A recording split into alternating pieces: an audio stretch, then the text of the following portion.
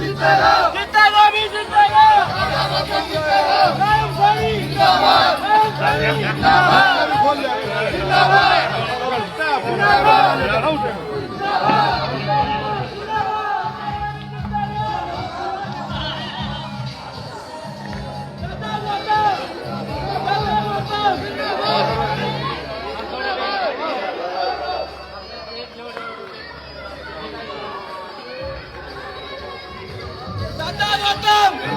जीतेगा भी जीतेगा। जीतेगा भी जीतेगा। राम शैनी जिंदाबाद जिंदाबाद। माता की माता की। जीतेगा भी जीतेगा। राम शैनी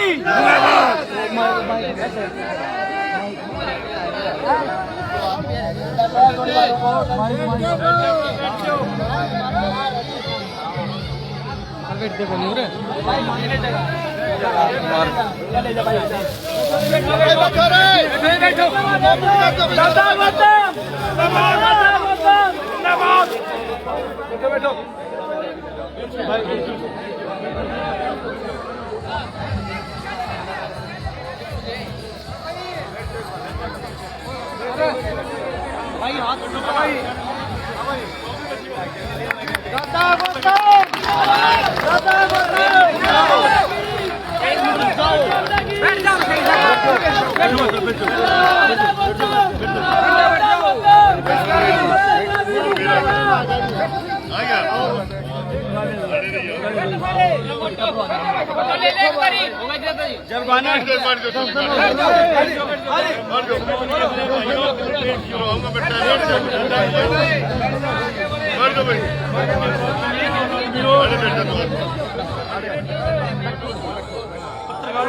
खैनी साहब बैठियो।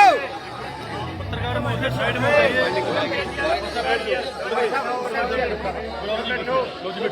साइड में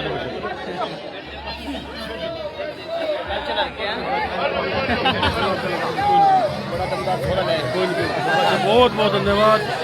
आपकी उम्र सुख नहीं करेगा, कोई दिक्कत नहीं। भाई बैठ जाओ सारे, बैठ जाओ।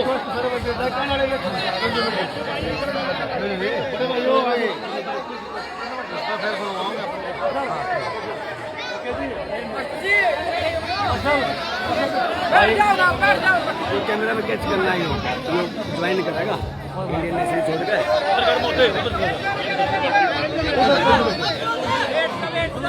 बैठ जाओ बैठ जाओ।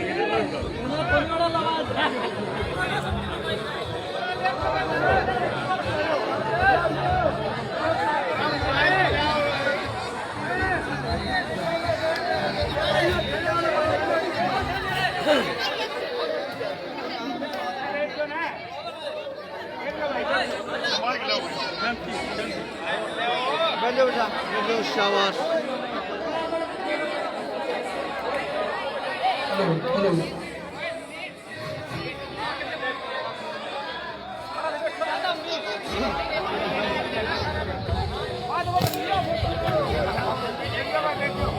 हेलो हेलो, मेरा सभी साथियों से निवेदन है कि कृपा करके बैठ जाए भाई। वो माइक घंटी वाला माइक पर करवाइए। बैठ जाओ भाई, सभी बैठ जाओ। घंटी वाला माइक। भारत माता की, भारत माता की। बहुत ही सम्मानित हमारे हरियाणा प्रदेश के बीजेपी के वरिष्ठ नेता और माननीय नरेंद्र मोदी और नायब जी द्वारा पार्टी प्रत्याशी बना करके भेजे गए पुलियादादा रोहतम जी, बहुत ही सम्मानित साथियों, पार्टी के अन्य वरिष्ठ नेता भाई बलवंत पासवान जी, भाई भैयाराम जी, मास्टर जी और पार्टी के भाई राकेश जी शर्मा, साथियों में पार्टी के वरिष्ठ नेतागण, वरिष्ठ कार्यकर्ता साथियों और इस शहरी चौपाल में पहुंचे मेरे पूजनीय पिता बुजुर्गों, नौजवान दोस्तों, मेरी माता और बहनों, साथियों, आप सभी को पता है कि आने वाले 5 अक्टूबर को हरियाणा विधानसभा के इलेक्शन होने जा रहे और पार्टी की तरफ से भाई राकेश जी आ जाओ, कुंडू साहब आ जाओ, और पार्टी की तरफ से हमारे दादाजी बाप के बीच में प्रत्याशी अजरा केजरीवाल और मैं और जितने साथी सभी बैठे हैं दादाजी से वोट की अपील करने के लिए आए। साथियों, आप सभी को पता है कि आपने पिछले 10 साल का शासन भी देखा हुड्डा का और 10 साल का शासन ये भी देखा। हुड्डा के राज में आप देखते थे साथियों, सड़कों का ये हाल था, व्हीकल चलना दूर के बाद पैदल नहीं चल सकते थे, सारी सड़कें टूटी पड़ी थी। और नई सड़क तो शायद हुड्डा के राज में हरियाणा प्रदेश में एक भी नहीं थी। और पेट्रोल पंप लूटे जाते थे, 8 करोड़ पैसे छीने जाते थे, नौकरियों के नाम पर हमारे बच्चों से पैसे लिए जाते थे, या जिसकी मोटी सिफारिश होती वो लगता था। गुंडा राज हावी था, बिजली थी नहीं, नहरों में पानी नहीं था, किसानों का बुरा हाल था। आज साथियों, ये 10 साल का शासन बीजेपी का आपने देखा होगा। आज इस हरियाणा प्रदेश में नहरों इसका सड़कों का जाल बिछाने का काम किया और हमारा तो साथियों यहाँ से आसपास ऐसा काम हो गया।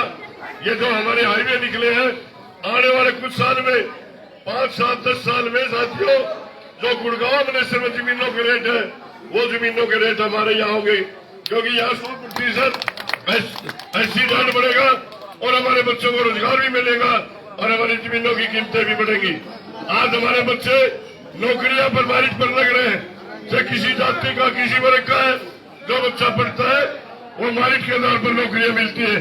आज हमारे बुजुर्गों के लिए साथियों, जो सारा दिन चौपाड़ में बैठे रहते थे, सारा दिन चौपाड़ में बैठ करके पेंशन लाते थे, घर बैठे पेंशन मिल रही है। और घर बैठे नहीं, जो भूपेंद्र सिंह हुड्डा आज कहता है कि मैं 6000 पेंशन करने का काम करूंगा, उस हुड्डा से पूछ लेना 10 साल के शासन में सिर्फ 700 रुपये पेंशन बढ़ाई थी और बीजेपी ने 10 साल में 2000 रुपये बढ़ा करके 3000 करने का काम किया। और अब फिर हमारी घोषणा की है कि जैसे कर्मचारियों का पेंशन का डीए महंगाई भत्ता लगता है, इसी तरह बुजुर्गों की हर साल जैसे पीछे बढ़ती रही है, हर साल पेंशन बढ़ा करेगी।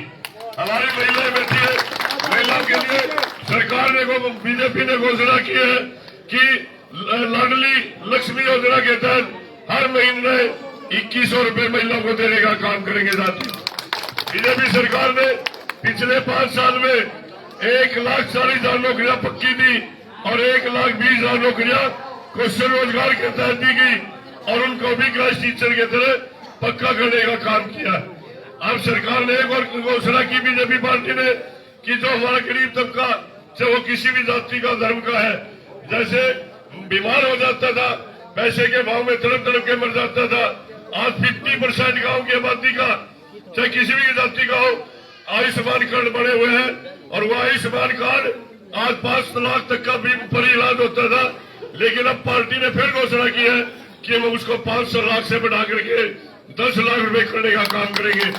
और 70 साल से ऊपर जो बुजुर्ग है, जो चाहे वो कितना अमीर है गरीब है कुछ भी है, उसका 5 लाख तक का फ्री इलाज आयुष्मान के तहत किया जाएगा। साथियों, इसी तरह पार्टी ने घोषणा की है कि आने वाले 5 साल में फिर 2 लाख बच्चों को रोजगार देंगे, 2.5 लाख गरीबों को मकान बनाने का काम करेंगे, आपको 24 घंटे बिजली देंगे। आपकी कानून व्यवस्था आप देख रहे हैं, जो पहले बदमाश पेट्रोल पंप पे लूट करके भाग जाते थे, आज बीजेपी की तरफ से 112 जो डायल गाड़ी छोड़ी गई है। आज तो अगर पति पत्नी का झगड़ा होता है 10 मिनट में वहां पुलिस पहुंच जाती है। कितनी व्यवस्था करने का काम किया साथियों। बाकी बातें दादाजी आपको विस्तार से बताएंगे। मैं तो एक गारंटी देता हूं आपको साथियों, हम हमारा संबंध बहुत मुख्यमंत्रियों से रहा है, लेकिन ऐसा मुख्यमंत्री, नायब शरीफ जैसे मुख्यमंत्री हमने आज तक कभी नहीं देखा। इतना मिलनसार सरल स्वभाव का, 24 घंटे दरवाजे खुले रहते हैं साथियों। और एक और गारंटी देता हूं कि आपके सहयोग और समर्थन से दादाजी की भी शिविरों के अंदर अब न्यूलाने आंधी चल पड़ी है। इस आंधी को कोई रोकने वाला नहीं। 100% एमएलए बढ़ेंगे, भारी मतों से बढ़ेंगे। और जिस दिन नायब जी इस कैबिनेट की मीटिंग रहेंगे, नायब जी इधर मुख्यमंत्री बढ़ेंगे, दादा गौतम को दूसरे नंबर की कुर्सी कैबिनेट के मंत्री होंगे।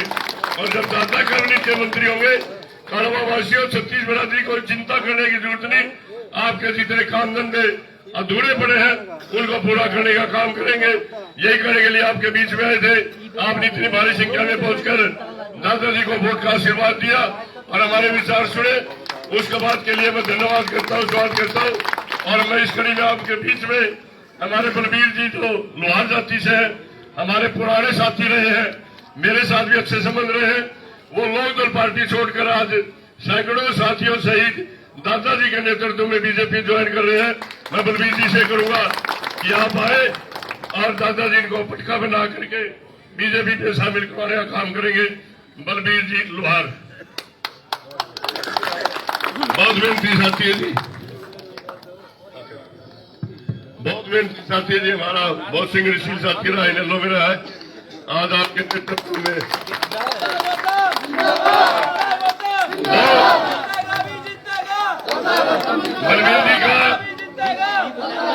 बलबीर जी का मैं धन्यवाद करता हूँ, स्वागत करता हूँ और बलबीर जी को विश्वास दिलाता हूँ। गोली जोड़ी में से लिकड़ के गंगा में स्नान कर लिया। मैं बलबीर जी को विश्वास दिलाता हूँ, बलबीर जी आप जिस परिवार में शामिल हुए आपको कभी किसी किस्म की दिक्कत नहीं आएगी। बहुत बढ़िया परिवार है, ईमानदार परिवार बीजेपी पार्टी। और आज सबसे बड़ी साथियों सोच है जो बीजेपी की, अपने देश हित को देखना चाहिए। आज रूस की यूक्रेन की लड़ाई हो रही, वहां नेतृत्व की वजह से मामला हो रहा है। आज हमारा लोग मुकाबला पाकिस्तान से करा करते, आज हमारा मुकाबला अमेरिका और चीन से हो रहा है। ये सारी नेतृत्व की अब मैं निवेदन करूंगा, एक साथियों एक सूचना है, आने वाली 3 तारीख को, जो 3 तारीख आएगी सुबह 10 बजे सफीतों की पुरानी अनाज मंडी में हमारे माननीय इस प्रदेश के मुख्यमंत्री नायब जी सैनी पहुंच रहे हैं। आप यहां से भारी संख्या में पहुंचकर अपने मुख्यमंत्री जी का विचार सुनेंगे। अब मैं निवेदन करूंगा दादाजी से आए और कालावा वासियों को वोट की अपील करें और अपना शुभ संदेश दें। दादा गौतम जी कलम छोड़ दी सारी।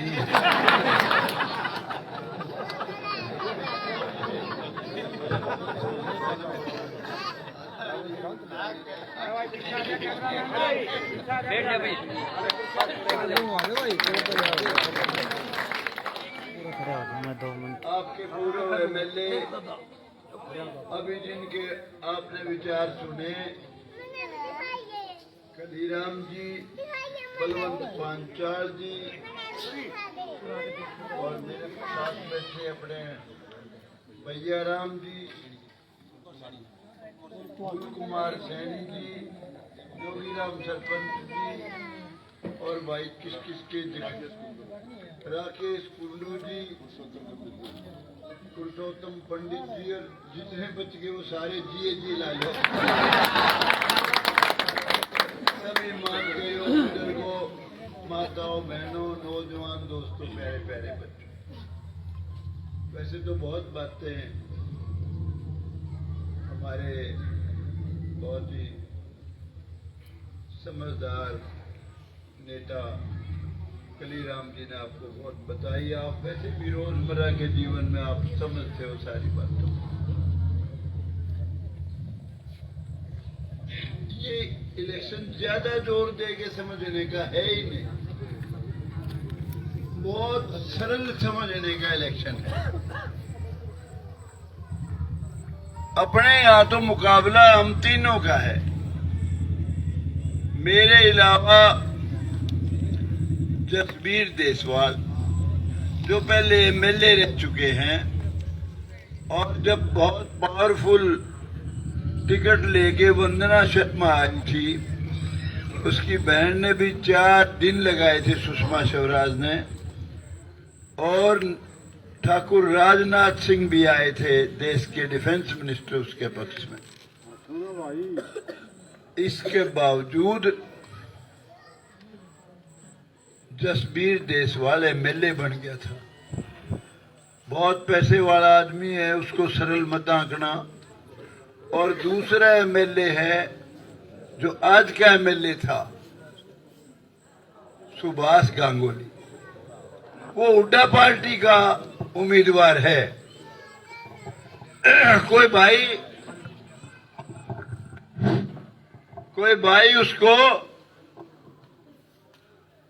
कांग्रेस पार्टी का उम्मीदवार मत मानना, क्योंकि कांग्रेस पार्टी तो हरियाणा में खत्म हो चुकी। ये तो हुड्डा पार्टी तो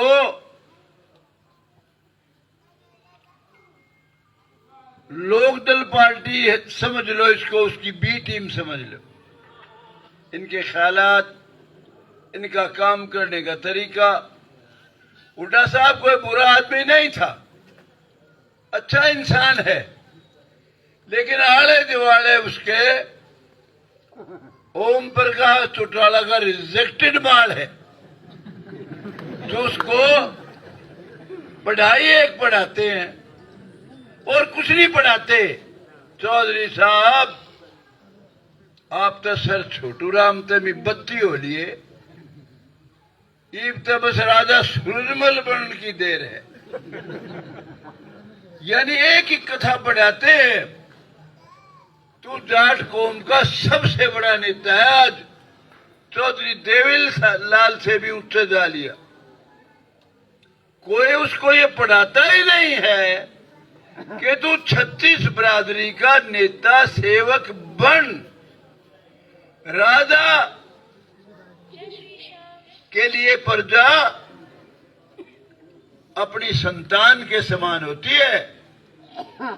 जो राजा अपनी संतान में भेदभाव करता है वो राजा नहीं, अच्छा इंसान भी नहीं हो सकता। मैंने एक बार भूपेंद्र हुड्डा से कहा था, जिस दिन वो ताल कटोरा स्टेडियम में जाट सम्मेलन में ये कह के आया था कि मैं पहले जाट हूं फिर मुख्यमंत्री हूं। मैंने कहा था, भूपेंद्र तू अच्छा इंसान है, सारे जानते हैं तू जाट है, तूने सत्यानाश कर लिया अपना। तेरे दिवाले जो है औरंगा हंड है, यो तने शोए इस कथा की और कोई सुनाता ही नहीं, समझाता ही नहीं। उसका काम करने का तरीका देखिए। आज इस वक्त हुड्डा पार्टी का जो चीफ मिनिस्टर है कांग्रेस के नाम से, जो आज इलेक्शन लड़ रहे हैं, मैं इसको हुड्डा पार्टी क्यों कहता हूं?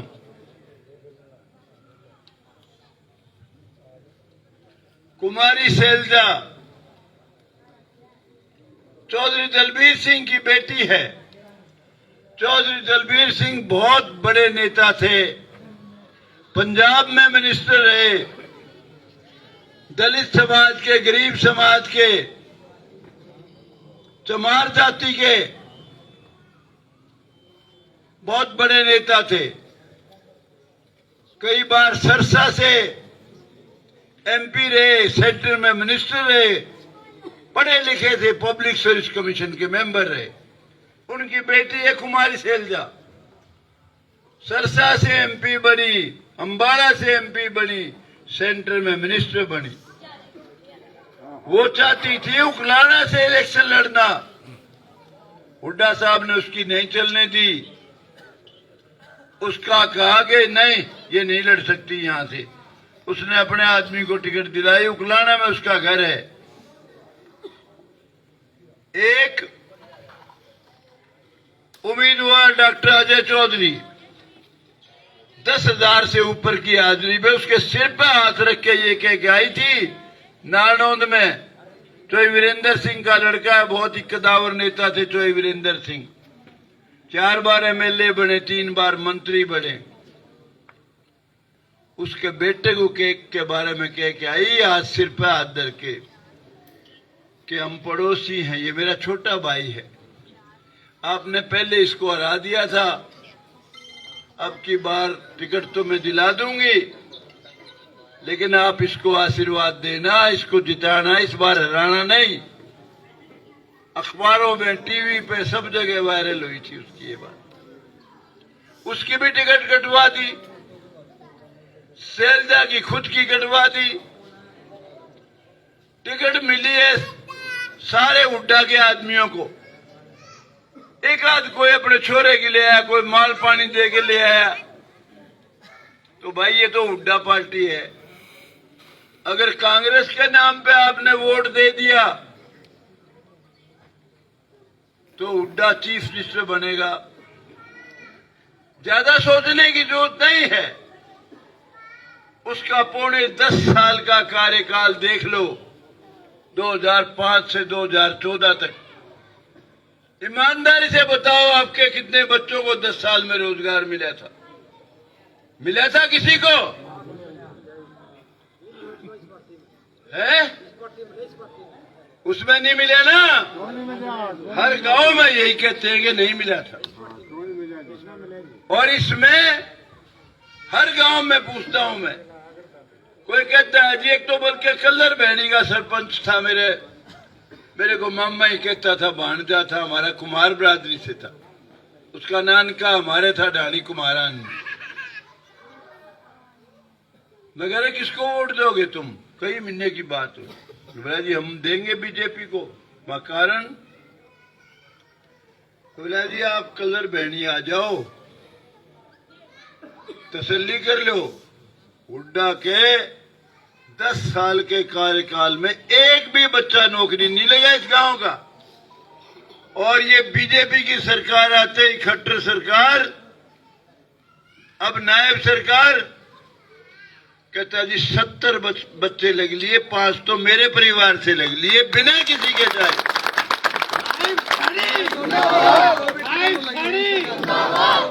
ये कह रहे हैं इनकी 2 बेटी है, दोनों लगी हैं इसी सरकार में।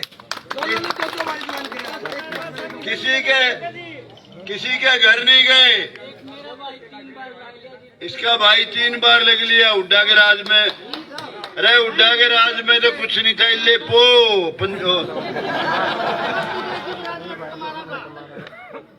लगा ना। किसका लगा? कुमारा में। मैं यही कह रहा हूं, कहने लगा जी 70 बच्चे बिना सिफारिश के कहीं नहीं गए, सीधे अच्छी नौकरियों पे लगे हैं। हुड्डा के राज में किसी ने सिपाही भर्ती कराना होता था तो सिफारिश ढूंढता था कि किसकी सिफारिश कराऊं। लड़का तो मेरा डीएसपी के काबिल है, लेकिन सिपाही लग जाए तो बहुत बड़ी बात है। पहले सिफारिश ढूंढता था। जब सिफारिश नहीं मिलती थी तो माल पानी का इंतजाम करता था, रिश्वत का। मेरे पास अनेक मिसाल हैं जिन्होंने गहना धर धर के गिरवी, किले गिरवी धर धर के किसी से लेके नौकरी लगवाने के लिए पैसे दिए और उनके पैसे आज तक नहीं आए लौट के, नौकरी भी नहीं लगी। राज का अंदाजा लगाओ नायब सैनी का, बीजेपी का, और जो उम्मीदवार है चीफ मिनिस्टर का भूपेंद्र हुड्डा, उसके राज का 10 साल का। आपको साफ नजर आएगा इस राज के मुकाबले में वो राज कुछ भी नहीं था। और भाई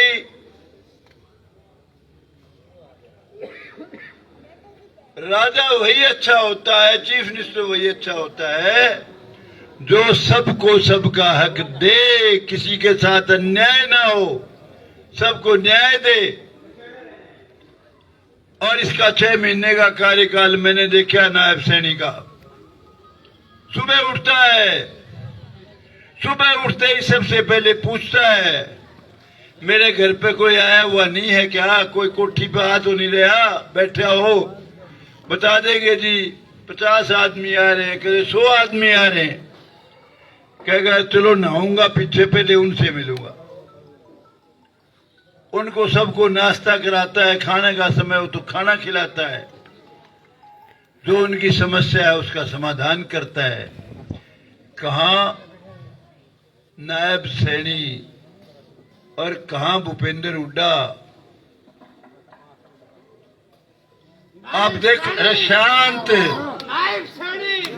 अरे कोपर इबे तो पूनी भी नहीं कटी, पी रहे गे। उसने पी रहे, उसने धमक रहे।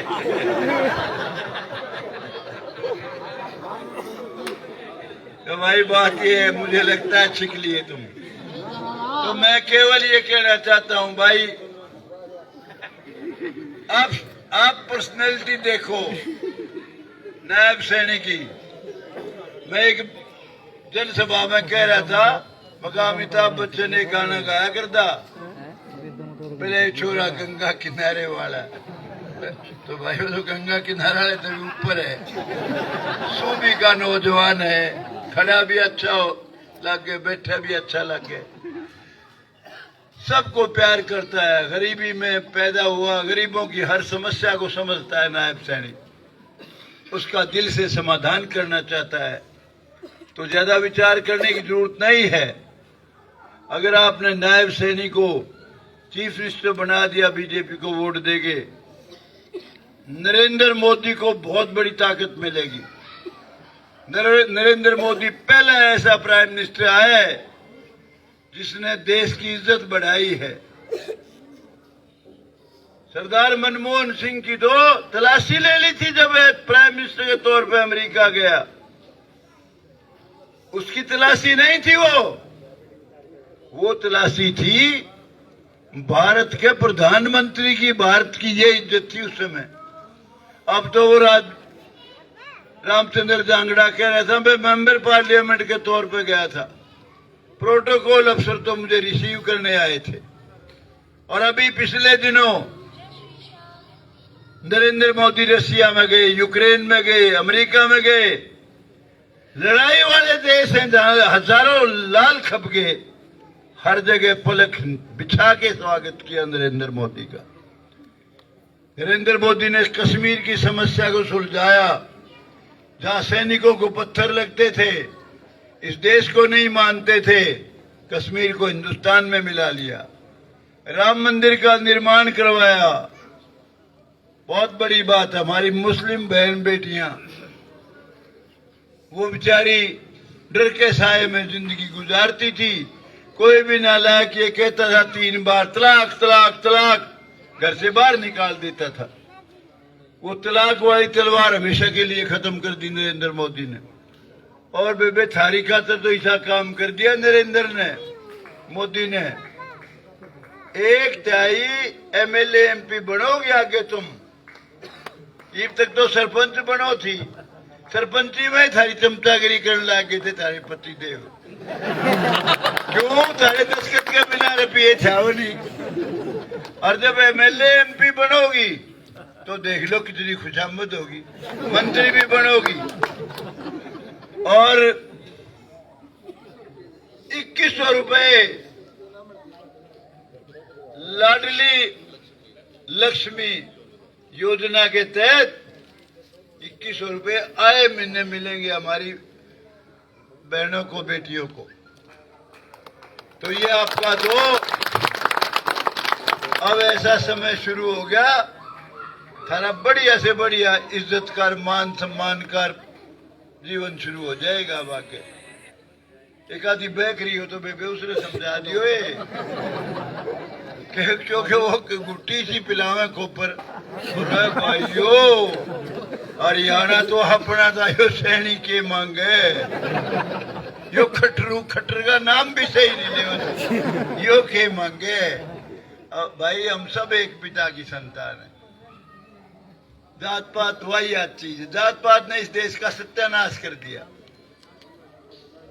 जात पात, ऊंच नीच, भेदभाव, छुआछात इस देश के माथे पर कलंक है। हम सब एक पिता की संतान है। किसी का भगवान ने अलग पहचान नहीं बनाई। अगर भगवान कौम बनाता तो पहचान करता।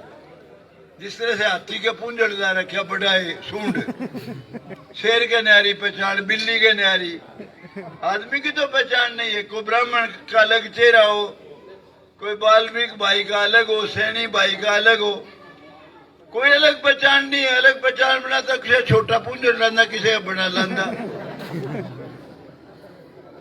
हम सब, हमारा एक खून है, हम सब एक पिता की संतान है भाई। अच्छा चीफ मिनिस्टर, अच्छा काम करने वाला, सबको सबका हक देने वाला किसी भी जाति में से हो।